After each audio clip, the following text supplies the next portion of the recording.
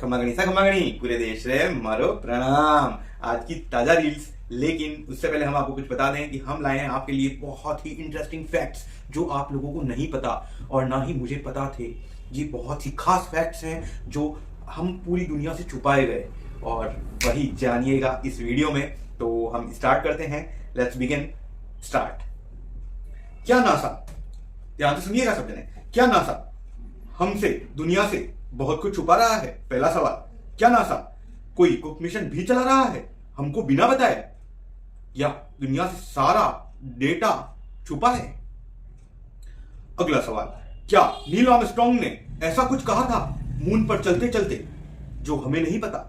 क्या Neil Armstrong ने कुछ ऐसी बातें कही थी जो बहुत ही दिलचस्प और खतरनाक थी? जानिए इसी वीडियो में। अगला सवाल, क्या डार्क वेब नाम की कोई खतरनाक चीज भी होती है? जानिए इसी वीडियो में। क्या डार्क वेब और नासा का कुछ संबंध है? जानिए इसी वीडियो में। तो बात शुरू होती है दिसंबर 2005 से। डैन ऑकलैंड, नासा के एक स्पेशल एजेंट, और Henry Butler, security manager, NASA के कैप कैनावेरल लॉन्च फैसिलिटी के गुप्त कमरों को एक्सप्लोर कर रहे थे। जितने में एक्सप्लोर करते करते उन्हें एक कमरे में बक्सा मिला। भाई कैसा बक्सा, देखिए आगे सुनिए। एक बक्सा मिला और उसमें 2 स्पेस सूट मिले। अब ठीक है साहब, स्पेस सूट तो मिले, लेकिन सवाल ये उठता है वो स्पेस सूट थे किसके?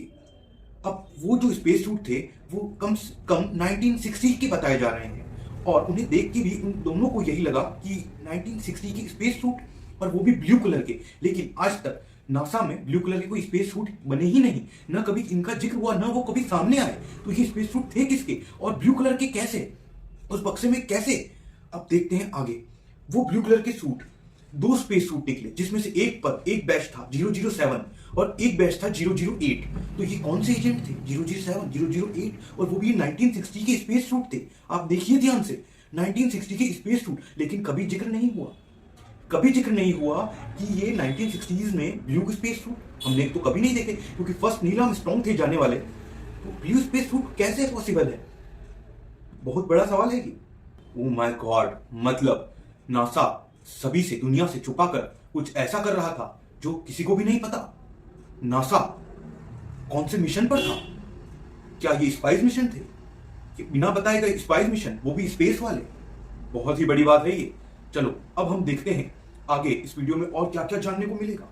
देखते हैं नासा ने हमसे क्या क्या छुपाया, या ये सही है, और ये इंफॉर्मेशन कहां से मिली, किसने प्राप्त करी।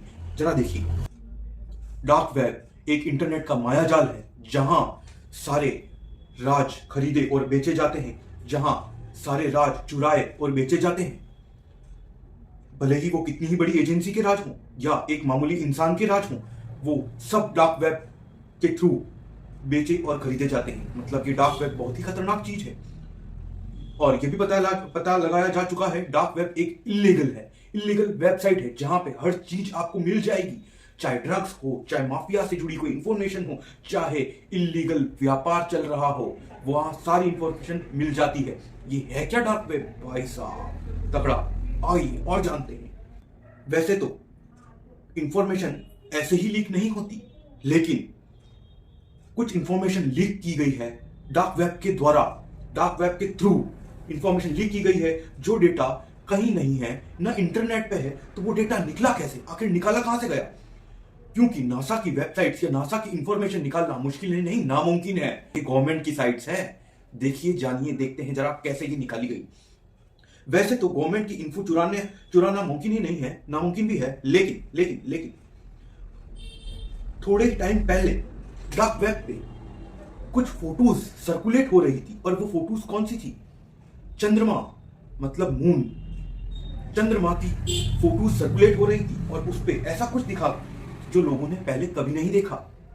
तो वो क्या है? डार्क वेब पर सर्कुलेट होना बहुत बड़ी बात है, और चांद पर कुछ ऐसी फोटोज जो आपको नहीं पता आज तक।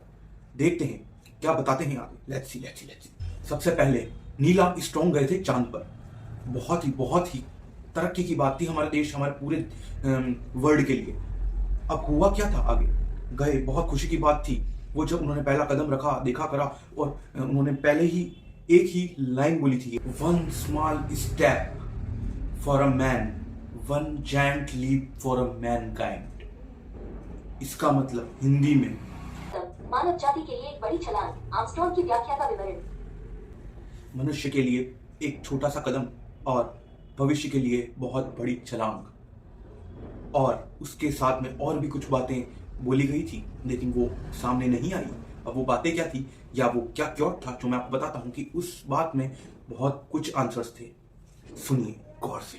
नील आर्मस्ट्रॉन्ग मून पर जब वॉक कर रहे थे तब उन्होंने एक बात बोली थी, सुनिए, they are on the edge of the creator and they are watching अस।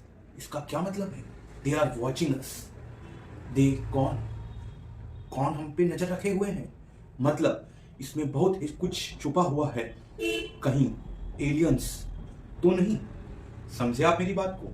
ये they are watching on us कौन? क्योंकि अपन तो फर्स्ट टाइम गए, नील आर्मस्ट्रॉन्ग के थ्रू फर्स्ट टाइम वहां लैंड किया गया।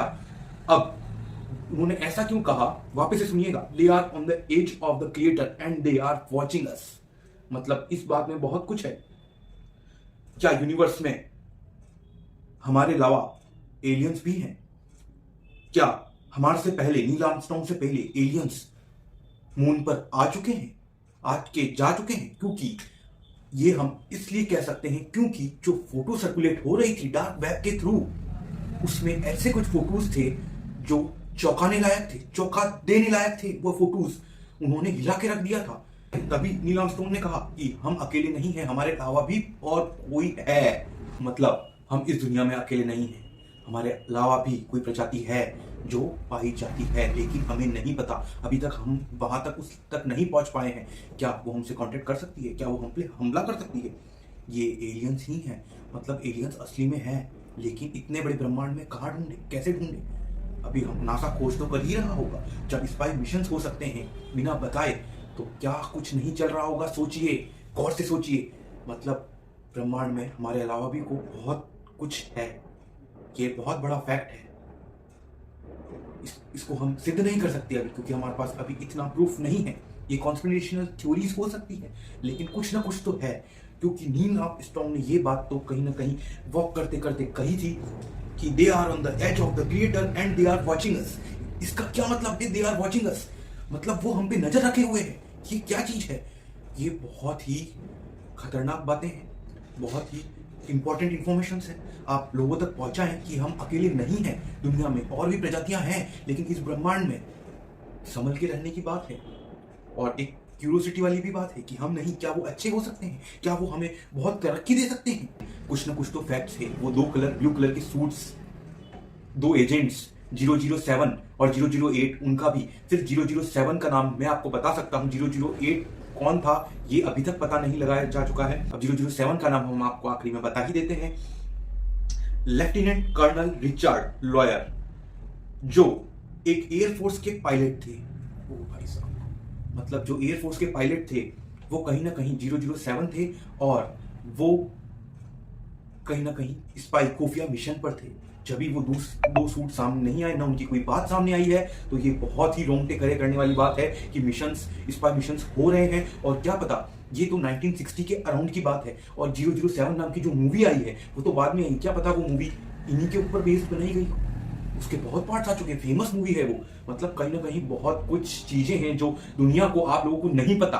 तो इसी बात का कहना ये है, मतलब बहुत कुछ है जो हमें अभी तक नहीं पता है। ऐसे ही हम कुछ फैक्ट्स, कुछ रोंगटे खड़े करने वाली चीजें हम आपके सामने लाते रहेंगे। तो हमें अगली वीडियो बनाने का मौका दीजिए, लाइक कीजिए और कमेंट करके बताइए और क्या जानना चाहते हैं और क्या क्यूरियोसिटी है आपके मन में।